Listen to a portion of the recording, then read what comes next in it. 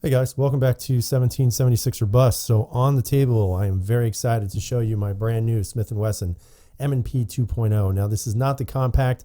Wasn't able to get my hands on one of those, and I actually bought this before they released it, and I got this really cheap, so I couldn't pass it up. Now, for those of you who've been paying attention to the channel, this actually took me 9 weeks to get in my state of New York because of supposedly a judge being on vacation. Gotta love that, huh? So anyway, getting back to the handgun, I'm not going to do a full review on this. There's plenty of videos out there that you guys can watch, and there's some really good ones. You know, again, if you want, you can always check by basically going onto YouTube and hitting the search and putting in M&P 2.0. So instead of doing a full review, I'm just going to kind of go over some of the things I like, some of the things I noticed about the gun, and pretty much what I'm going to be improving on, which is really what this video is about. So first off, it is your typical M&P. There really is not significant differences necessarily. Yeah, some aesthetic differences in the front here, plus the steel insert here to make it a little bit more rigid. Supposedly gives you a little bit better recoil management. Obviously, they cut off that beaver tail a little bit, which at first I didn't know if I was going to like, but after holding it, it actually fits really nice in the hand, so I'm not too concerned about that. The biggest change that I think a lot of people always compliment about this gun is going to be the actual stippling on the grip. It is really rough, very sandpapery. I would say it's rougher than RTF grips on the Glock, but I would say it's not overbearing. It may be uncomfortable to carry, but I've heard that you can sand them down a little bit to make them a little bit smoother. So we'll see. Again, I have just gotten it, so I don't really know what I'm going to do just yet. Now, one of the things that I will tell you that I do like about it is how they beveled this slide a little bit, or scalloped the slide. It just makes for a really nice looking handgun, and it does reduce the weight as well, so that's a good idea. Again, standard sights. These sights are interchangeable with the old M&Ps as well, and so of course are the magazines, which is you know, a bonus, especially if you're going to get one of these and you had an old one.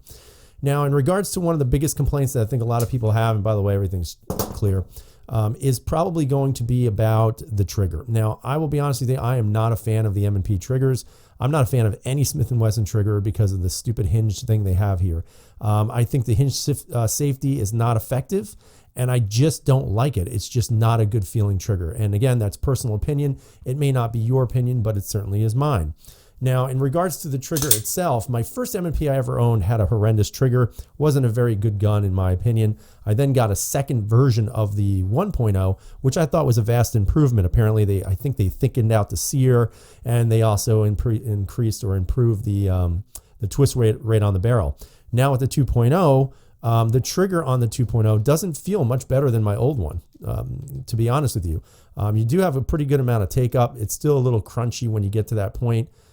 And then you have a break, and the break is smooth. It's not too bad. It is a little bit more grindy, I guess you could say, than some of the other triggers that I have.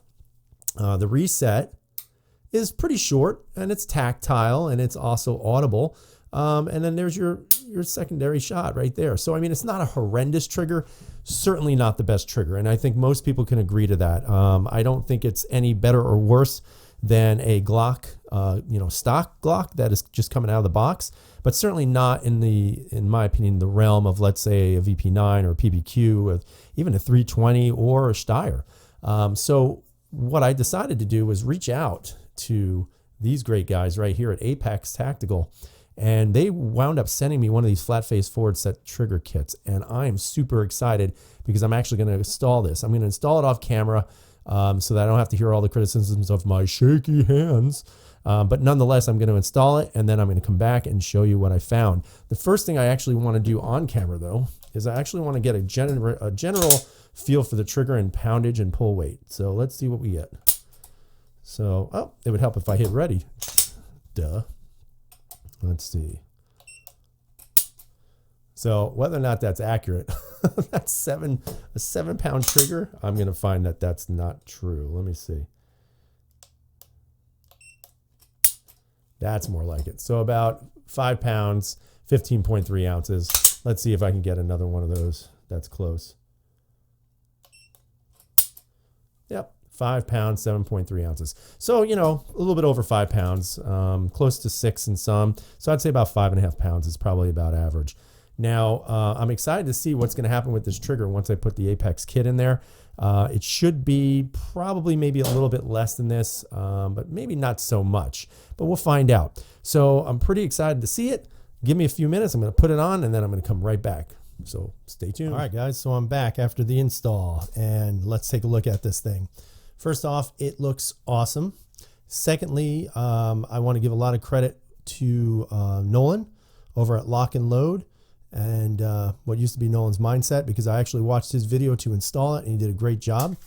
Pretty much, guys, this trigger is ridiculous. And when I say ridiculous, I mean ridiculously good.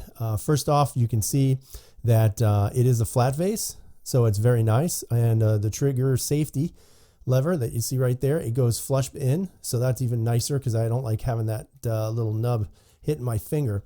Overall, the trigger install was actually fairly straightforward and fairly simple.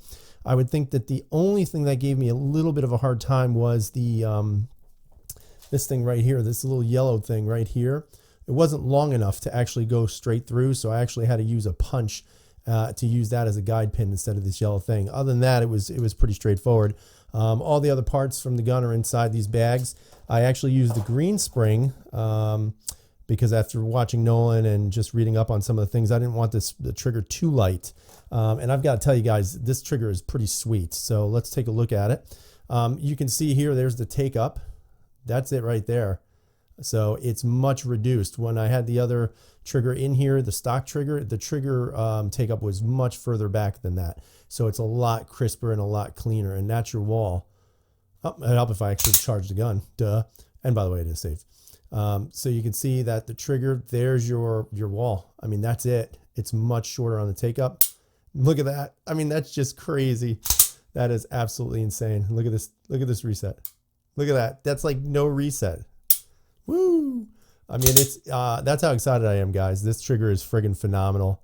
I mean, it's just ridiculously short. Let's see that again. I'll get a little closer. That's your take up. And here, that's your reset, guys. And this is the take up on the trigger.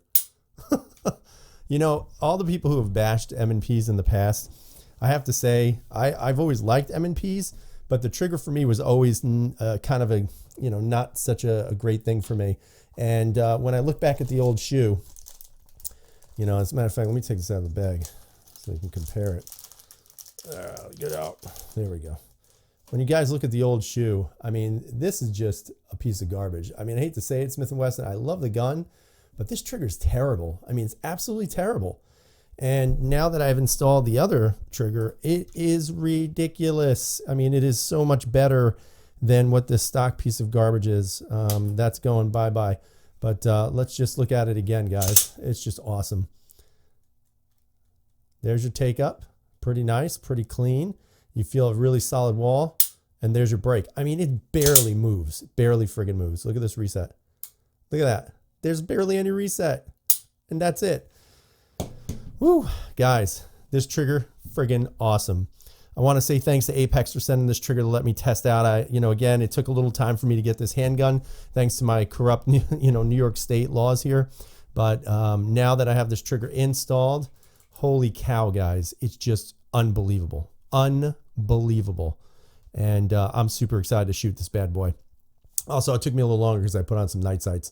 These are Ameriglow Spartan sights again. So I put these on while I was doing all the work. Other than that, like I said, everything went really well. The install was pretty simple and straightforward. Thanks, Nolan, again, for making your video. That was great and very helpful. Overall, I think really anybody, a beginner or, you know, an up, can really do this. You can tackle it. I mean, this was my first major trigger install for an M&P. I've done Glocks before, but they're pretty straightforward and simple. This was fairly simple. The toughest part was really just trying to push this pin into the trigger. I actually did use a vise, but went very gently because I didn't want to damage the trigger or anything, and it worked out really well. Other than that, the plunger went in easy. This, I didn't actually use their, what did I do with it? It comes with like a little part, here it is, right here, from Talon Tactical, and basically you just kind of put that over that to hold this plunger. But since I was changing out the rear sight, I just basically pushed the sight out, held the plunger because I've changed sights before in M&Ps, and once I got the sight, which went on pretty smoothly, I just held it on with my finger a little bit, pushed it on slightly more, and it was fine. It was covered, and I just punched the rest in. No big deal. Front sight also, no marring. That's a little bit of brass, but no big deal. It actually, I shaved it up a little bit, and it went on with a nylon punch. I mean, this gun guys, I'm absolutely loving this Smith & Wesson M&P 2.0. It's nice and thin, feels good in the hand. This trigger is just a game changer. That's all I can say. Look at this one more time, guys. Look at that. There's your take up.